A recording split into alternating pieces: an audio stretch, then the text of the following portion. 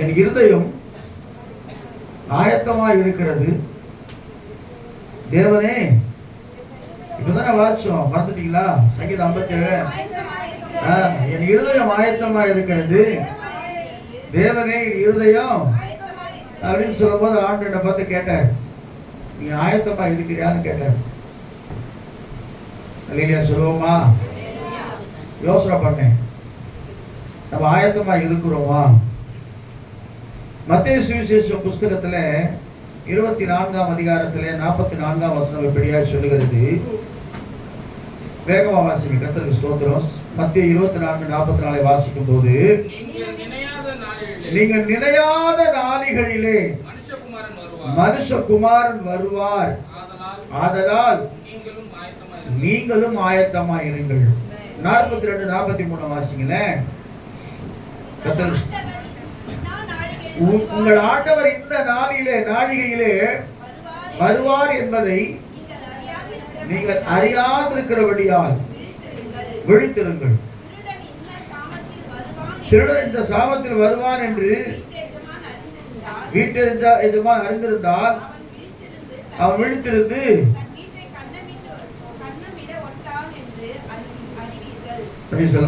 சொல்லுவோமா? கர்த்தர் நல்லவர். கோபிக்குவா பக்கர், கர்த்தர் நல்லவராக இருக்கு. நல்ல சொல்லுவோமா? அப்ப ஆண்டவர் சொல்றாரு, ஒரு ஆயத்தை நமக்கு தேவைன்ற. அதே சங்கீத புஸ்தகம் 31ஆம் சங்கீதத்துல 1ஆம் வசனமோ 24ஆம் வசனமோ வாசிக்கும் போது 31:19 வாசிங்களேன்.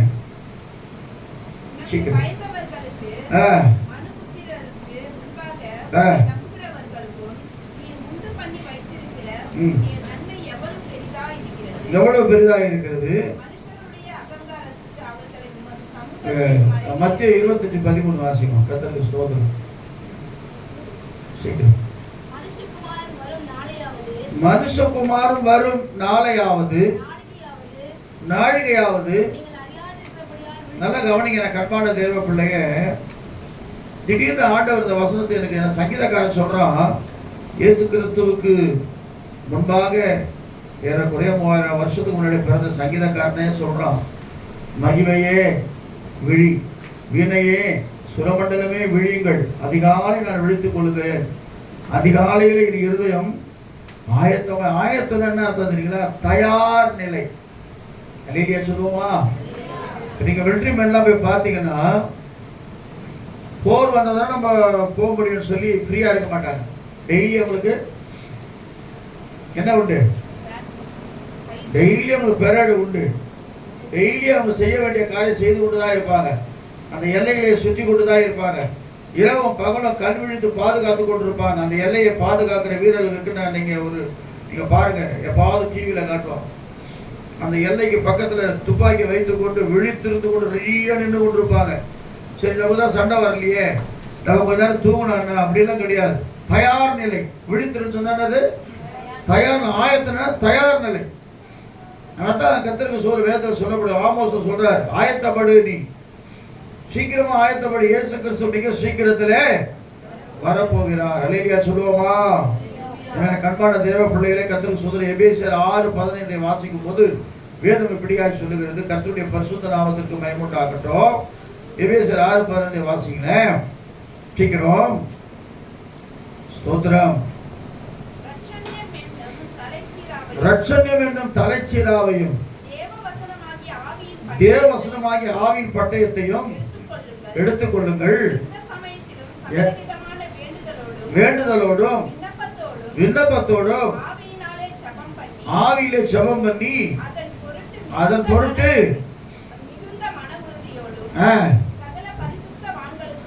ஆமென் விழித்துக் கொண்டிருங்கள். பவுல் ரொம்ப அழகா சொல்றார், ஆயத்தம் என்னும் பாதரட்சை நமக்கு வேணும். இதெல்லாம் இருந்தா கூட நீ ஒவ்வொரு நாளும் ஜபத்துல விழித்திருக்கிற தேவ பிள்ளையா இருக்கணும்னு சொல்லி கர்த்தருக்கு சொல்ற அப்போஸ்தலனாகிய பவுல் சொல்றார். 1 கொரிந்தியர் புஸ்தகத்துல 2ஆம் அதிகாரத்துல 9ஆம் வசனம் இப்படியா சொல்லுகிறது. நல்லா கவனிங்க கண்பானவர்களே, நான் திரும்பவும் சொல்றேன்.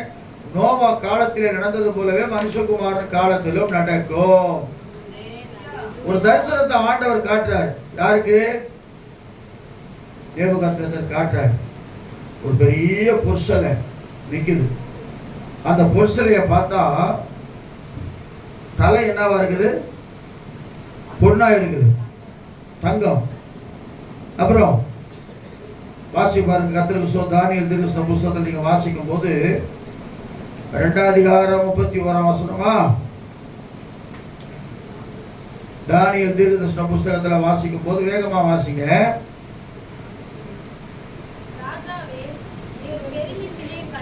ராஜாவே, நீர் ஒரு பெரிய சிலையை கண்டீர். அந்த பெரிய சிலை பிரகாசம் உள்ளதா இருந்தது. பயங்கரமா இருந்தது. தலை பசு பொன்னும் வெள்ளியும் வெண்கலமும் இரும்பும், பாதி இரும்பும் பாதி களிமண்ணும் இருந்தது. நீ பார்த்து கொண்டிருக்கும் போதே கைகளால் பெயர்க்கப்படாத ஒரு கல் பெயர்ந்து உருண்டு வந்தது. மோதி நொறுக்கி போட்டது. நிறைய சொல்லுவோமா? இது எதை குறிக்க சொன்னாலும் கவனிங்க. எனக்கு அன்பான தேவ பிள்ளைய, பண்டைய காலத்தில் இருந்த ஒரு 4 விதமான ராஜாங்கம் யாருக்காவது தெரியுமா? சாம்ராஜ்யம் சொல்லுவாங்க. நல்ல சாம்ராஜ்யம் நம்மை ஆண்டு கொண்டிருந்தது. இப்ப கடைசியா நம்மளை ஆண்டுங்க யாரு? நம்மள யார் 300 வருஷமா அடிபடுத்தி வச்சிருந்தது?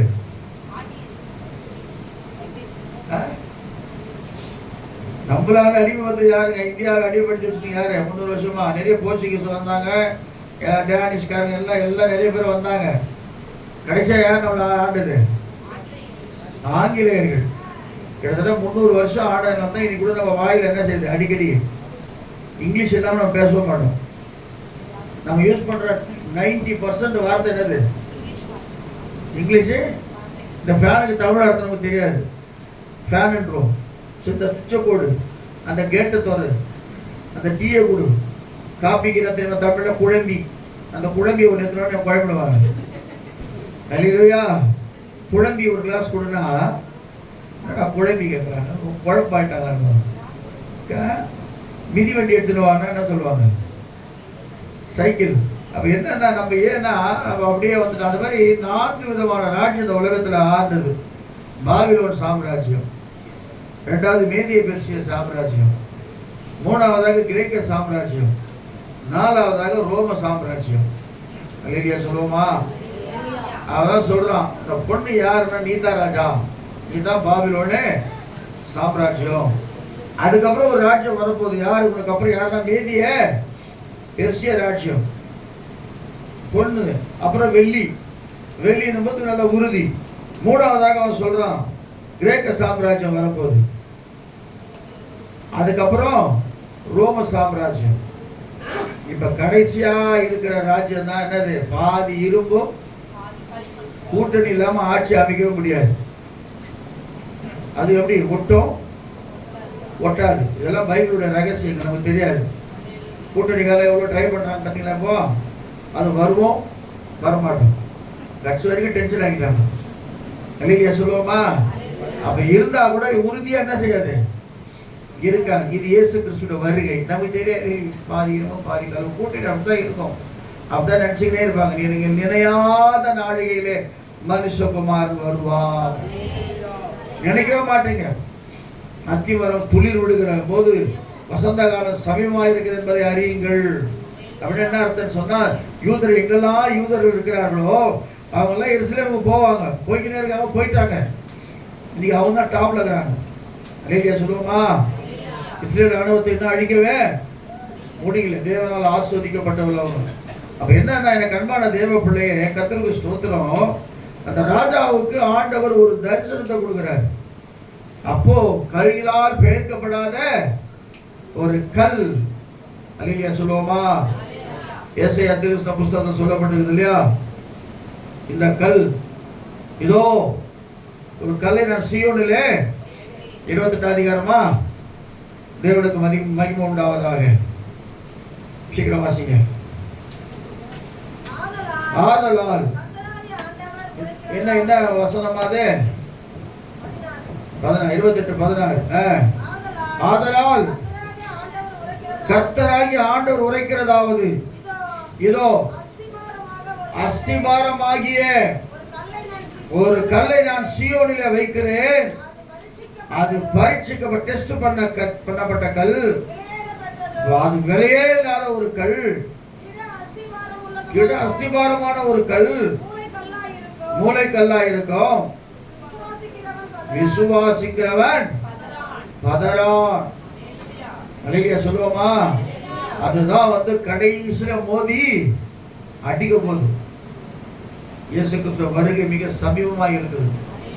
நீங்க கர்த்தருக்கு ஸ்தோத்திரம், தேவனுக்கு பயமுண்டாங்க. தீத்துல அழகா சொல்றாரு.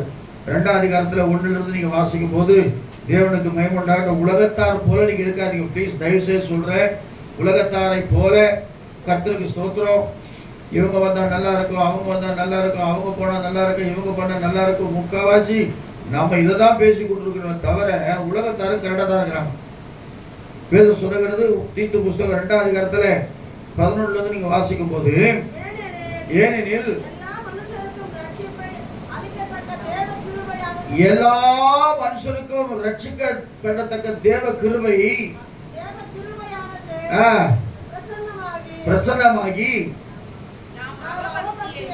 நாம அவபக்தியையும் லௌகீக இச்சைகளையும் வெறுத்து தெளிந்த புத்தியும் நீதியையும் தேவ பக்தியும் உள்ளவர்களாய் அல்லேலூயா சொல்லுவோமா? லௌகீக இச்சைகள் நல்லா கவனிங்க. தேவ பக்தி வேற, பரிசுத்தம் வேற. தேவ பக்தியானது கடவுளை குறிச்ச பக்தி மான்கள் நிறைய பேர் இருக்கிறாங்களா இல்லையா? பக்தி உள்ளவங்க பாவம் செய்யாம இருக்கிறாங்களா? செய்வாங்க. சில பேர் தண்ணி அடிச்சுட்டு சில பேர் சிகரெட் குடிச்சிட்டு ராபர்ட் கலக்குறாங்க. ஆனா பக்தி ஆண்டவர் மேல பக்தி, ஆண்டவரே அதிகாலமே உங்களை தேடுன்னு சொல்லி பான் பராக் போறாங்களாங்கிறான். அது என்னது? தேவ பக்தி. ஆனா பக்தி அது அல்ல. நல்லா கவனிங்க கண்பான தேவ பிள்ளை, கர்த்தர் பரிசுத்தத்தை விரும்புகிறார், லௌகீக இச்சைகளை வெறுக்க விரும்புகிறார். கடைசியில யார் அவர் பரலோகம் கொண்டு போகிறார் சொன்னா பக்தி உள்ளவர்கள் அல்ல. பக்தி உள்ளவரை தமக்காக தெரிந்து கொண்டார், அது வேற விஷயம். நான் சின்ன வயசுல இருந்து நீ பக்தியா இருப்பேன், நீ எந்த கடவுளை கூப்பிட்டு அந்த கடவுளை பக்தியா இருந்த உன்னை அவரை விசுவாசிக்கும்படி கர்த்தர் தெரிந்து கொண்டிருக்கிறார். அதல்ல லௌகீக இச்சைகளை வெறுத்து கர்த்தருக்கு சோதனம். 12ஆம் அதிகாரத்தில் அடிக்கடி நான் சொல்றது எபிரேயர்ல தான் சொல்லுவேன். காரணம்னா சினிமா, அரசியல், ஃப்ரெண்டு, ஜாலி, இந்த எல்லாவற்றையும் நீ வெறுக்கணும். வெறுத்தாதான் நீ பரலோகத்துக்குரியவனா மாற முடியும். கிறிஸ்துவ வாழ்க்கை என்பது எப்படி சாதாரணமான வாழ்க்கையில முற்கிரீடம்.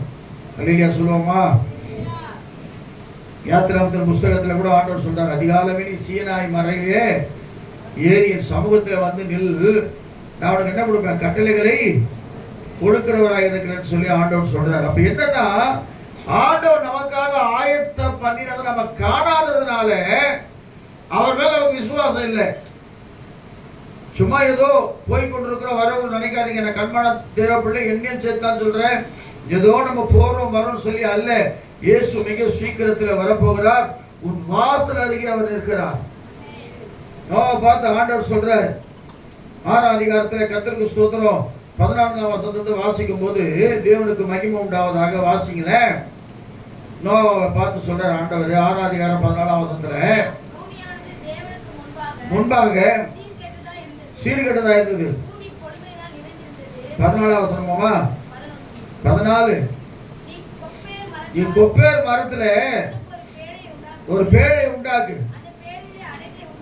அறைகளை உண்டு பண்ணு. எல்லாத்தையும் ஆண்டவர் சொல்றாரு. எப்போ?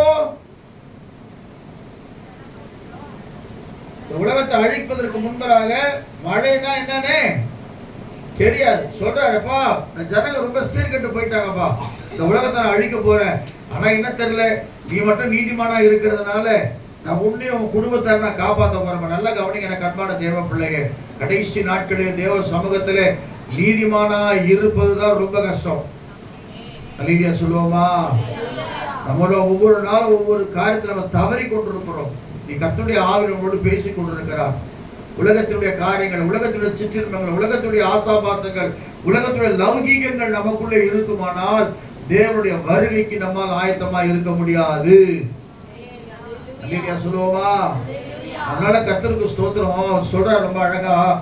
ஒண்ணு அந்த கொப்பேர் மரத்தை கண்டுபிடிக்கிறாரு, செய்யறாரு. செய்யும் போது நிறைய பேர் என்ன செஞ்சாங்க? இவ்வளவு நல்லா உபவாசம் இருந்து பாரு, என்ன சும்மா உபவாசம் இருந்துக்கிற, நீ இல்லை சும்மா சர்ச்சைக்கு போயிருக்கிற, ஞாயிற்றுக்கிழமை ஒரு நாள் போனா போதாதா அப்படின்னு. அப்படின்னா அங்கேயே போய் ஜெபம் பண்ணிக்கிறேன், இங்கே உட்காந்தா ஜெபம் கேட்கப்படாதா? சொல்றவங்க சொல்லியிருந்தா இருப்பாங்க. அல்லேலூயா சொல்லுவோமா? ஆனா வேதம் சொல்லுகிறது அவன் அழகா சொன்னதெல்லாம் செய்து முடித்தானுங்க. பைபிள் அந்த வசந்த வாசிக்கும் போது வாசிங்க, கர்த்தருக்கு ஸ்தோத்திரம். 22ஆம் வசந்த வாசிக்கும் போது நோவா அப்படியே செய்தான். நல்ல கவனிங்க, எனக்கு அன்பான தேவ பிள்ளைய, கர்த்தருக்கு ஸ்தோத்திரம். நாம வேதம் சொல்லுகிறது அதே 7ஆம் அதிகாரத்துல 11-12 வாசிக்கும் போது 600 வயதாகிற வருஷம். எவ்வளவு அழகா தெளிவா ஆவியானவர் பைபிள் எழுதுகிறார் பாருங்க. இதாங்க பைபிள். எத்தனாவது மாசம்? 600ஆம் வருஷம் 2ஆம் மாதம் 17ஆம் தேதி. அந்நாளிலே மகா ஆழத்தின் ஊற்று கண்கள் எல்லாம் திறந்தன, வானத்தின் மதகுகள் திறவுண்டன. அல்லேலூயா சொல்லுவோமா? அதே கர்த்தருக்கு ஸ்தோத்திரம். 12ஆம் வசனம் வாசிச்சீங்களாமா? 40 நாள் இரவும் பகலும் சும்மா மழை பெய்யுது. 8ஆம் அதிகாரம் 1ஆம் வசனத்தை வாசிக்கும் போது தேவன் நோவாவையும் அவர் பேழையையும் காட்டு மிருகங்களையும் நாட்டு மிருகங்களையும் நினைத்தருளினார். அல்லேலூயா சொல்லுவோமா? 40 டேஸ் இடைவிடாத மழை, இடைவிடாத மழை. அப்பதான் ஜனங்க சொல்றாங்க, ஐயோ நோவாவே, கர்த்தர் உள்ள விட்டு கதவை அடைச்சிட்டாங்க. கர்த்தர் அடைச்சா எவனும் திறக்க முடியாது, கர்த்தர் திறந்தா எவனும் மூட முடியாது. அவர் உனக்காக ஆசீர்வாதத்தை திறந்துட்டாருன்னா எவனும் தடுக்க முடியாது, அது பாட்டு கொட்டி கிடக்கும். அல்லேலூயா சொல்லுவோமா? ஆனா அவர் கதவை அடைத்தால் எவனும் உள்ள நுழையவே முடியாது. ஏன்னா அவர் தான் எல்லாவற்றுக்கும் அதிகாரம் உள்ள தேவனாக இருக்கிறார். பாருங்க, யோசனை பண்ணி பாருங்க. உலகமே அழிந்தா கூட அந்த 8 பேரை கர்த்தர் காப்பாத்திட்டார். அல்லேலூயா சொல்லுவோமா? அதனால்தான் எனக்கு அன்பான தேவ பிள்ளையே, கொடுக்கப்பட்ட நாளிலே கொடுக்கப்பட்ட சமயத்திலே ஆண்டவரை தேடுகிறதுக்கு அதிகமா நேரம் செலவிடுங்க. நமக்கு எவ்வளவு நேரத்தை கர்த்தர் கொடுக்கிறார். 24 மணி நேரம் கர்த்தர் கொடுக்கிறார். நேற்று நான் கூட இங்கே மேலே வர முடியல, இங்கே போனால் இங்கே வருது, அங்கே போனால் அங்கே முடியல, படுக்க முடியல, கொஞ்சம் முடியல, ரெஸ்ட் எடுக்க முடியல, யோசனை பண்ணிக்கிட்டே இருந்தேன். வேறு வழி இல்லாமல் டிவியில் உட்காந்து நியூஸ் பார்த்துருந்தேன். அப்புறம் யோசனை பண்ணேன், கேப்பில் கொஞ்சம் நேரம் வந்தேன், திரும்ப ஓடினேன். ஏன்னா நீங்கள் ஃபுல்லாகவே சண்டே கிளாஸ் எல்லாம் வீபிஎஸ் நடந்துட்டு எதுக்கு யோசனை பண்ணிக்கிட்டா ரொம்ப கஷ்டமாக இருந்துச்சு அதுக்கு. ஆனால் கொடுக்கப்பட்ட நேரத்தில் எப்போதெல்லாம் ஆண்டவரை நாம் மகிமைப்படுத்துகிறோமோ நிச்சயமாக கர்த்தர் நம்மை ஆஸ்வதிக்கிறவராக இருக்கிறார். ஏன்னா வேதம் சொல்லுது, 2ஆம் தடவை முதல் தடவை நம்ம பாவத்தெல்லாம் கல்வாரி சிலுவையில் ஏற்றுக்கொண்டு பாவத்திற்கு பரிகாரியாக இருந்தால் 2ஆம் தடவை தரிசனம் எப்படி ஆவார் தெரியுமா? ஆண்டவர் வாசிக்க எபிரேயர் நிருபம் 9ஆம் அதிகாரம் 28ஆம் வசனத்தை வாசிக்கும் போது, எபிரேயர் 9:28 வேகமா வாசிக்க. கர்த்தருக்கு ஸ்தோத்திரம். அநேகருடைய பாவங்களை சுமந்து தீர்க்கும்படிக்கு ஒரே தரம் பலியிடப்பட்டு தமக்காக காத்து கொண்டிருக்கிறவர்களுக்கு ரட்சிப்பை அருளும்படிக்கு 2ஆம் தரம் பாவம் இல்லாமல் தரிசனமாவார்.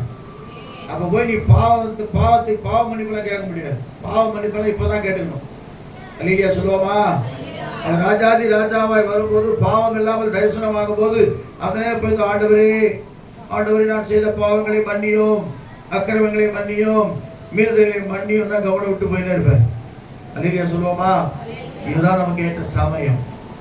இதுதான் நமக்கு கொடுக்கப்பட்ட ஆயுசு நாட்களிலே எப்படியாவது தேவ சமூகத்தை நம்மை நாமே தாழ்த்தி தேவ சமூகத்தோட பாவங்களை அறிக்கையிட்டு பொல்லாங்காய் தோன்றுகிற யாவற்றை விட்டு விலகி கர்த்தருக்கேற்ற பரிசுத்தவான்களாய் நடக்கும்போது நமக்காக ஆயத்தப்படுத்தப்பட்ட ஸ்தலத்துக்கு நம்மை கொண்டு போக அவர் வல்லவராக இருக்கிறார். அல்லேலூயா சொல்லுவோமா? அதான் புத்தியுள்ள கன்னிகை ஏன் தம்மாவில் வச்சிருக்கிறாரு? மத்திய சுவிசேஷம் 25 அதிகாரம் எல்லாருக்கும் தெரியும். புத்தியுள்ள ஸ்திரீகள், புத்தி இல்லாத ஸ்திரீகள். என்ன இருக்குது? ஸ்திரீகள் சபையை குறிக்கும். அல்லேலூயா சொல்லுவோமா? எப்போ ஆட்டம் பாட்டம் கொண்டாட்டம் டான்ஸு டங்கு டப்பா போட்டு அந்த மாதிரி அவள் தான் முடிஞ்சு போச்சு. சத்தியத்தை சில பேர் சத்தியத்தை வெறுப்பாங்க. எவன் ஒருத்தன் சத்தியத்தை கேட்காது செவி அடைக்கணும்னா அவன் ஜபம் அருவருப்பான பைபிள் இருக்கு. சில பேர் வசனத்தை கேட்கவே மாட்டாங்க. 2 பாட்டு நல்லா இருக்கு. இப்போ நான் பாடல, அதான் தான் பண்ணுறீங்க பார்க்கணும். எல்லாம் ஒரு மாதிரி பார்த்துருக்கீங்க. ஜாலியாக கொண்டு போவார். இப்போ திருப்பி ஆயத்தமாகறாரு. நல்லா கலைங்க. வசனத்துக்கு செவி கொடுக்கிறவன் எவனோ, எனக்கு செவி கொடுக்கிறவன் எவனோ அவன் விக்கிரமின்றி வாசம் பண்ணி ஆபத்துக்கு பயப்படாமல் அமைதியா இருப்பான். எப்போதும் சந்தோஷமா இருப்போம், சமாதானமா இருப்போம், மகிழ்ச்சியா இருப்போம். ஒரு பக்கம் சொல்றதை விட எல்லாவற்றுக்கும் நம்ம ஆயத்தமா இருப்போம். ஒரு பாட்டு வந்துச்சு, ஆயத்தமா ஆயத்தமா இரண்டாம் வருகைக்கு ஆயத்தமா, அவர் எப்போது வருவார் ஆயத்தமா. பாட்டு தெரியுமா உங்களுக்கு?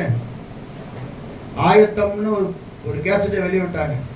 அதனால தயவு செய்து சொல்றேன், நான் உலகத்தில் தான் இருக்கிறோம், ஆனால் இயேசுக்காக வாழும்போது தான் கர்த்தர் அற்புதங்களை செய்கிறவராக இருக்கிறார். இந்த கன்னிகையை குறித்து வேறு சொல்ல வாசிங்களேன். 25 அதிகாரம் மத்திய சுவிசேஷம்.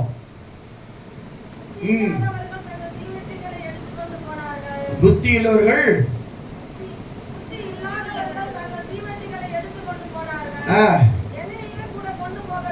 என்னைய கொண்டு போல, பாத்திரம் எண்ணெயும் கொண்டு போறாங்க. தாமதித்த போது நித்திர மயக்கமா இருந்துட்டாங்க, தூங்கிட்டாங்க. நடுராத்திரியில இதோ வருகிறார், ஆமென், புறப்படுங்கள் என்று சத்தம் உண்டாயிற்று. எழுந்திருந்து ஆயத்தப்படுத்தினார்கள். புத்தி இல்லாதவர்கள் நோக்கி கொடுக்க முடியுமா? அல்லேலூயா. கவனிங்க கவனிங்க கவனிங்க கவனிங்க. எதாவது கேட்டாலும் நம்மளால கொடுக்க முடியல இப்போ இல்ல. ஆனா அந்த நேரத்தில் பார்த்து உங்க அபிஷேகத்துல கொஞ்சம் கொடுங்க, உங்க வல்லமையில கொஞ்சம் கொடுங்க, உங்க பரிசுத்த கொஞ்சம் கொடுங்க. அதாவது என்கிட்ட இருக்க கொஞ்சம் தான், இதை வச்சுட்டு உள்ள போலாம். நீ இதையும் பிடிக்கணும், நான் எங்க போறது? இல்லையா சொல்லுவோமா? அப்படிப்பட்ட நாள் வரப்போது. ஏசப்பா சொல்றாரு, ஒருத்தன் வயல்ல இருப்பான், ஒருத்தன் எத்தனை அடிச்சுப்பா கல்யாண விருந்து கூப்பிடுறாரு. ஏசப்பா கூப்பிடும் போது என்ன செய்யறாங்க? எல்லாம் சாக்கு போக்கு சொல்றாங்க, நான் 5 மாடுகளை கொண்டு அகத்தியமாய் அதை போய் நான் பார்க்க வேண்டும். அதை சொல்ல, நீ இப்பதான் கல்யாணம் ஆகிடுது, நான் எப்படியா வருவேன்? சாக்கு போக்கு சொல்ல தொடங்கினா இருக்குது. அப்பதான் சொல்ல, இவெல்லாம் விடுறான், போய் வெளியில இருக்கிறவங்கலாம் கூப்பிட்டோம் உள்ளன்ற. வீடு ஃபுல்லா அப்படி நிறைஞ்சு போச்சு. அப்படிதான் நடக்க போகுது. நான் இத்தனை வருஷமா கிறிஸ்தவனாக இருந்தேன். எங்க கிறிஸ்தவனாக இருந்தேன்? என்ன பண்ண கிறிஸ்துவுக்காக? சபைக்காக என்ன பண்ண? சத்தியத்திற்காக எப்படி போராடினேன்? சத்தியத்திற்காக எப்படி நின்னேன்? சத்தியத்தை எத்தனை பேருக்கு சொன்னேன்? இதெல்லாம் விளையாட்டு கிடையாது. கிறிஸ்துவ வாழ்க்கை சும்மா முதல்ல கூப்பிடும் போது கூப்பிடுவோம், ஏற்று பாவங்களை மன்னிப்பார், அக்கிரமங்களை மன்னிப்பார். ஆனா அதுக்கப்புறம் இருக்குது தான் பெரிய விஷயம். நீ போய் எத்தனை பேருக்கு பைபிள்ல பாருங்க, சமாரியா ஸ்திரீ கிட்ட போய் ஆண்டவர் பேசுறாரு. அந்த அம்மா என்ன பண்றாங்க? உடனே தாமதமே பண்ணல, உடனே ஓடி போய் எல்லாரும் கூப்பிடுறாங்க, வா வாங்க வாங்க, ஒருத்தர் வந்துக்கிறாரு, வாங்க வாங்க. அவர் பேசுறதப்ப சொல்றாங்க, நீ சொல்லியல அவர் பேச்சு வைத்திருந்த அவர் தான் மேசியார். அழகிய சொல்லுவோமா? அவன் காரணம் என்னன்னு சொன்னா, ஆசீர்வாதம் கீழ்படியும் போது தான் ஆசீர்வாதம். ராமுதும் பிரயாசப்படலாம், சொந்த அறிவு, சொந்த காரியம், நான் அப்படி நான் இப்படி நான் அப்படி ராமுதும் பிரயாசப்படலாம், ஒண்ணுமே கிடைக்கல. ஆழத்தை போய் தள்ளு போடுறார் ஆண்டவர். பார்த்து பிடிக்கிறாங்க, அப்படியே வலை நிறைந்து போகுது. அழகிய சொல்லுவோமா? அந்த ஆண்டவர் தான் சொல்றாரு, கர்த்தருக்கு ஸ்தோத்திரம், தேவனுக்கு மகிமை உண்டாகட்டும். கர்த்தான தேவ பிள்ளைகளை கர்த்தர் திரும்ப நான் சொல்லுகிறேன், தேவனுக்கு மகிமை உண்டாவதாக. ஆவியானவர் கர்த்தருக்கு ஸ்தோத்திரம் எச்சரிக்கை நான் சொல்றேன், தயவு செய்து ஆயத்தமா இருங்க. அப்ப சொல்றாங்க, வாசி மாத வசந்த திரும்ப நான் முடிச்சுற வாசிங்க. 10 முறை சொல்லுங்க, புத்தி இல்லாதுங்க, புத்தி இல்லாதுங்க, புத்தி இல்லாதுன்னு சொல்லுங்க. புத்தி இல்லாதுங்க என்ன பண்ணல? என்ன என்ன இல்லை? நான் நேற்று கூட அதை சொல்லியிருந்தேன், முந்தா நாள் கூட சொல்லியிருந்தேன். சில பேர் கஷ்டமா இருந்திருக்கும். இவ்வளோ பேர் இவ்வளோ வருஷமா சபையில் இருக்கிறாங்க. எத்தனை பேர் வளர்ந்து இருக்கிறாங்க? வளர்ந்து எந்த வளர்த்துல ஆவிக்குரிய வளர்ச்சி. எத்தனை பேருக்கு ஆவிக்குரிய வளர்ச்சி? எத்தனை பேர் பிரசங்கம் பண்ண தெரியும்? எத்தனை பேர் வொர்ஷிப் பண்ண தெரியும்? எத்தனை பேருக்கு சுவிசேஷம் சொல்ல தெரியும்? ட்ரை பண்ணும். ட்ரை பண்ணா கர்த்தர் உங்களை உயர்த்துவார். அல்லேலூயா சொல்லுவா. அப்படியே வறுத்து அப்படியே போறது, அப்படியே வறுத்து அப்படியே போறது, வருகையில் அப்படியே போயிடுவீங்க. இல்லையா சொல்லுவோமா? எதையாவது கர்த்தருக்காக செய்யணும்.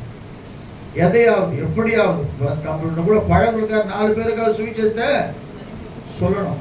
அப்படி சொல்லும்போது தான் கர்த்தர் நம்ம ஆயத்தப்படுத்துகிறவராக இருக்கு. அவங்க புத்தி உள்ளவர்களாக இருந்தாங்க, கொண்டு போயிட்டாங்க, கதவு அடைக்கப்பட்டுச்சு.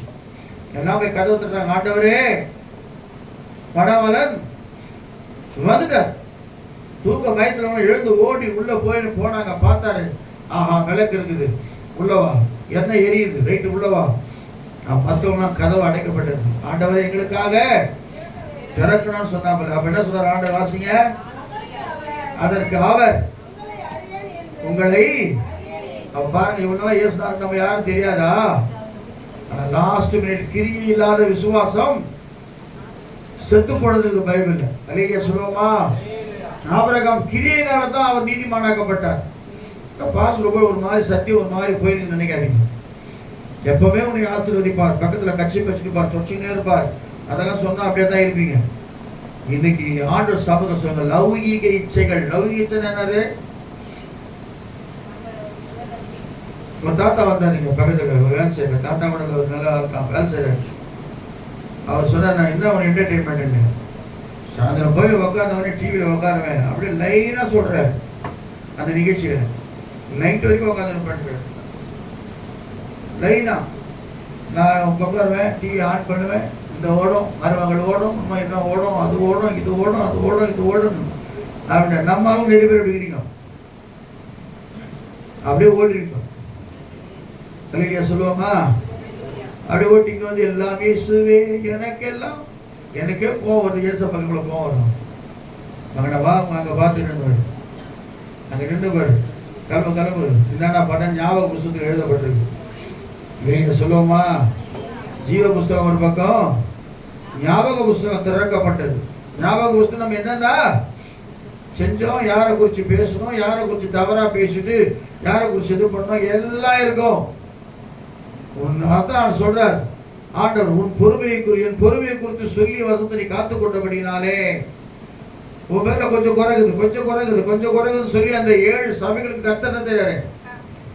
எச்சரிக்கிறார். உன் மேல குறை இருக்குதுப்பா, அதை என்ன பண்ண? ஆதிலிருந்து அன்பனி கேட்டப்பா, திருமணி ஆதிலிருந்து அந்த அன்பை என்ன செய்? ஃபாலோ பண்ணு, தொடரு. அப்பதான் உன்னை நான் தேவனுடைய மத்தியில உன்னை உயர்த்துவேன். அல்லேலூயா சொல்லுவோமா? உன் கிரியில நான் அறிந்திருக்கிறேன். வாந்தி பண்ணி போகவே நடக்காதீங்க. நம்ம எனக்கு அன்பானல ஒண்ணு கர்த்தருக்காக வாழணும், இல்ல உலகத்துக்காக வாழ்ந்துருங்க. உலகத்துக்காக வாழ்ந்தா எங்க போகணும் நமக்கு தெரியாது. கர்த்தருக்காக வாழும்போது நமக்கு என்று வைத்திருக்கிற பரலோகத்தை நாம் சுதந்திரத்துக் கொள்ள முடியும். அல்லேலூயா சொல்லுவோமா? அல்லேலூயா சொல்லுவோமா? ஆமா, அதனால தான் கர்த்தருக்கு ஸ்தோத்திரம். அவர் சொல்றார், தேவனுக்கு மகிமை உண்டாகட்டும். இன்னொரு வருஷம் கொரிந்தியர் ரொம்ப அழகா படிச்சேன். கர்த்தர் நமக்கு உண்டு பண்ணினவைகளை நம்முடைய கண்கள் என்ன செய்தாலும் காணாம இருக்கிறது. நமக்காக நிறைய காரியத்தை கர்த்தர் பரலோகத்தில் செய்து கொண்டு வருகிறார். நான் போவேன் உங்களுக்காக ஒரு அனுப்புறாரு. அதுக்கு முன்னாடி 14 அதிகாரத்துல தான் சொல்றாரு. 1ஆம் வசனத்தை வாசிங்க. யோவான் 14 1 2 3 வாசிங்க, படிச்சிருவோம். கர்த்தருக்கு ஸ்தோத்திரம். உங்கள் இருதயம் கலங்க, தயவு செய்து சொல்றேன் எனக்கு அன்பான தேவ பிள்ளையே, இந்த உலகம் எதுக்கு நம்ம கலங்கணும்? ஐயோ நான் பாவம் செய்து விட்டு ஆண்டவர் சமூகத்தில் எப்படி போவது? ஐயோ நான் பாவம் செய்து விட்டு பரலோகத்துக்கு எப்படி போவது? அதுக்கு தான் கலக்கறதுன்னு தவிர சாப்பாடு இல்லை, வருமானம் இல்லை, துணி இல்லை, வீடு இல்லை, வாசல் இல்லை, இதெல்லாம் கலங்காதீங்க. கர்த்தர் எதை வச்சு இம்மையில உங்களுக்கு தருவார். நாம சரி பண்ணிட்டோம்னா அவர் எல்லாத்தையும் சரி பண்ணிட்டுருவார். அல்லேலூயா சொல்லுவோமா? உங்களுடைய கலங்காதிருப்பதாக தேவனிடத்தில் விசுவாசமாயிருங்கள், இடத்துல விசுவாசமாயிருங்கள். என் பிதாவின் வீட்டில் அநேக வாசஸ்தலங்கள் உண்டு. அப்படி இல்லாதிருந்தா நான் உங்களுக்கு சொல்லியிருப்பேன். ஒரு ஸ்தலத்தை உங்களுக்காக ஆயத்தம் பண்ண போறேன். நான் போய் ஆயத்தம் பண்ணின பின்பு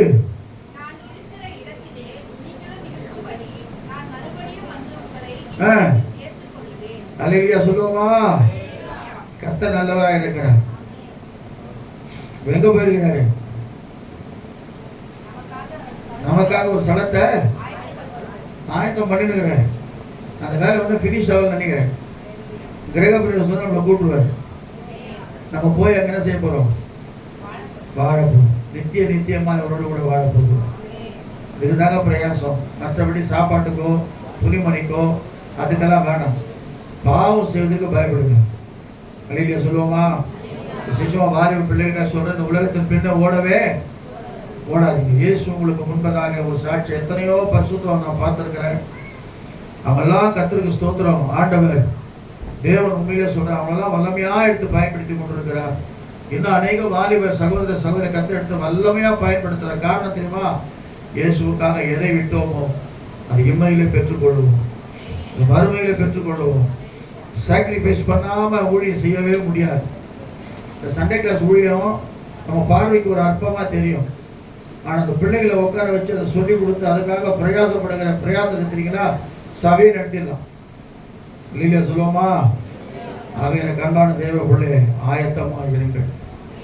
கர்த்தருடைய வருகைக்கு ஆயத்தமாக இருக்கும்போது அவர் சீக்கிரம் வரப்போறார். இல்லையா சொல்லுவோமா? ஆஸ்வதிக்கப்படுதான விளக்கத்தை ஸ்தோத்திரம் பண்ணுவோமா? நம்முடைய பிதாவாகிய தேவனை ஸ்தோத்திரம் பண்ணுவோமா?